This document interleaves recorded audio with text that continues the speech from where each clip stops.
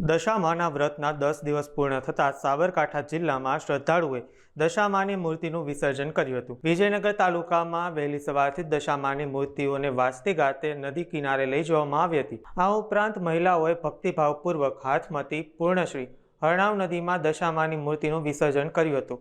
નદી કિનારે જય દશામાના નારા સાથે ભક્તિનો માહોલ સર્જાયો હતો, જેમાં બહોળી સંખ્યામાં શ્રદ્ધાળુઓ જોડાયા હતા।